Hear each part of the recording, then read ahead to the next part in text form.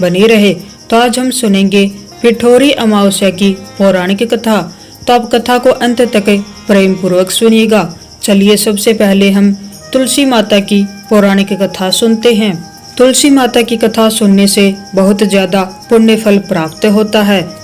एक कन्या थी।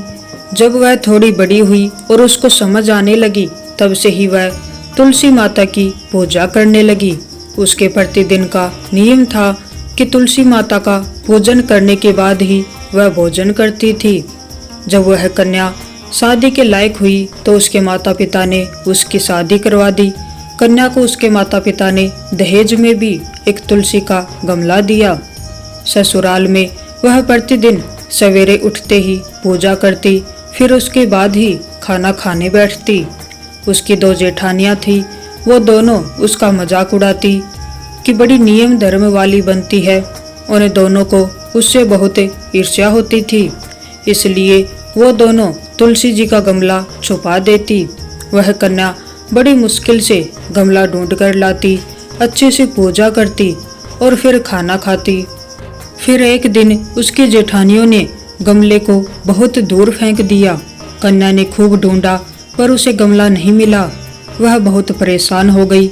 उस दिन तो उसने खाना भी नहीं खाया। उसका नियम जो था, उस कन्या की सच्ची भक्ति देखकर तुलसी माता उससे बहुत प्रसन्न हो गई और उसके कमरे में तुलसी माता का गमला प्रकट हो गया।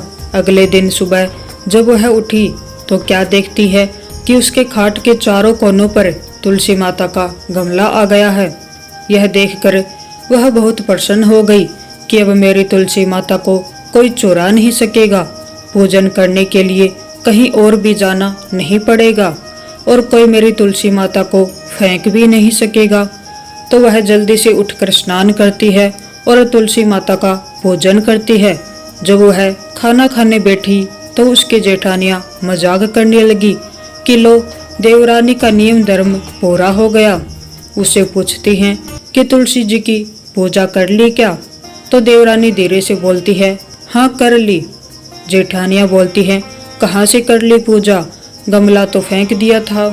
देवरानी कहने लगी कि देख लो, मेरे कमरे में खाट पर तुलसी जी लग रही हैं। जेठानियां बहुत शर्मिंदा हुई और बोली कि देवरानी, तेरी भक्ति सच्ची है, हमने तुझे बहुत परेशान करा, हमें माफ कर दो। तो देवरानी उन्हें माफ कर देती है। उसके बाद से जेठानी और देवरानी सभी मिलकर तुलसी माता का पूजन करते हैं। तो ये थी तुलसी माता की कहानी। चलिए अब हम पिठोरी अमावस्या की कहानी सुनते हैं। पौराणिक शास्त्रों में भाद्रपद अमावस्या के दिन कुशा इकट्ठी करने की मान्यता है। इसे पिठोरा, कुशोत्पाटनी, कुशग्रहणी अमावस्या आदि नामों से भी जाना जाता है। इस दिन सुहागिनें व्रत रखकर भगवान भोलेनाथ और देवी दुर्गा का पूजन करती हैं।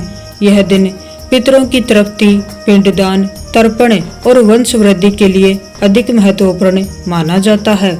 अमावस्या की शाम को पीपल के पेड़ के नीचे सरसों के तेल का दिया लगाने और पितरों का स्मरण और शिव जी और शनिदेव की आराधना करने से जीवन में चारों तरफ से लाभ ही लाभ मिलता है। पिठोरी अमावस्या की पौराणिक कथा के अनुसार बहुत समय पहले की बात है। एक परिवार में 7 भाई थे। सभी का विवाह हो चुका था। सबके छोटे छोटे बच्चे भी थे। परिवार की सलामती के लिए 7 भाइयों की पत्नी पिठोरी अमावस्या का व्रत रखना चाहती थी। लेकिन जब पहले साल बड़े भाई की पत्नी ने व्रत रखा तो उनके बेटे की मृत्यु हो गई। दूसरे साल फिर एक और बेटे की मृत्यु हो गई। 7वें साल भी ऐसा ही हुआ। तब बड़े भाई की पत्नी ने इस बार अपने मृत पुत्र का शव कहीं छिपा दिया। गांव की कुलदेवी माँ पोलेरमा उस समय गांव के लोगों की रक्षा के लिए पहरा दे रही थी। उन्होंने जब इस दुखी माँ को देखा तो वजह जाननी चाहिए। तब बड़े भाई की पत्नी ने सारा किस्सा देवी पोलेरमा को सुनाया तो देवी को उस पर दया आ गई।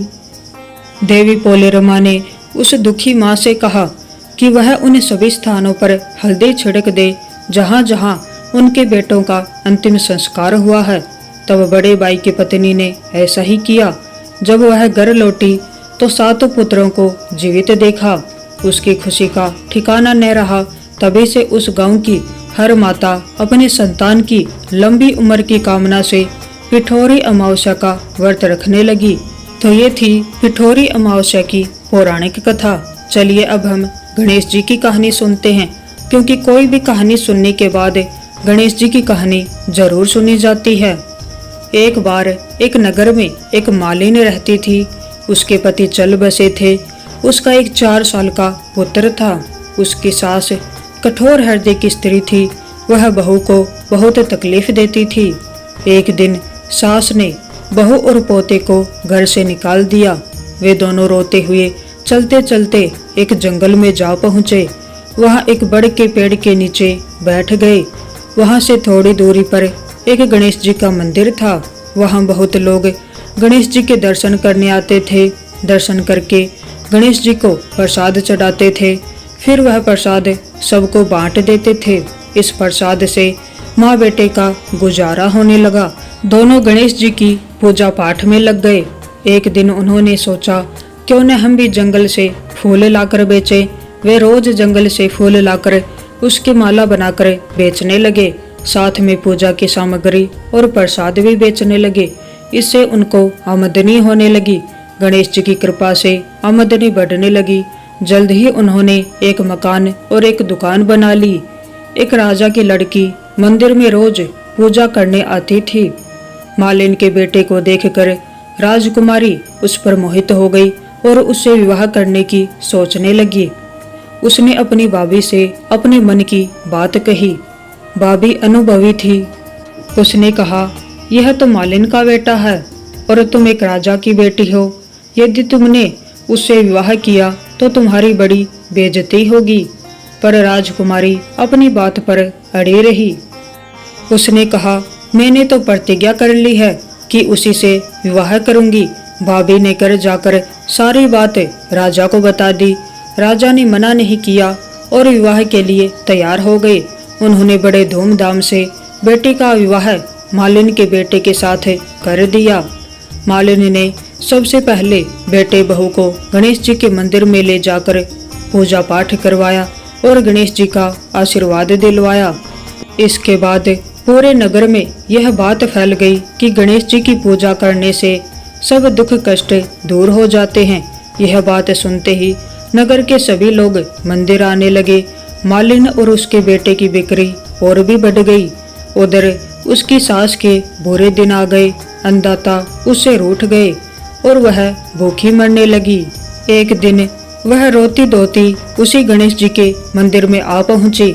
वहां वह मालिन के बेटे से बोली, मैं भूखी हूँ, मुझे रोटी कपड़ा दे देना, इसके बदले मैं तुम्हारा सारा काम कर दूंगी।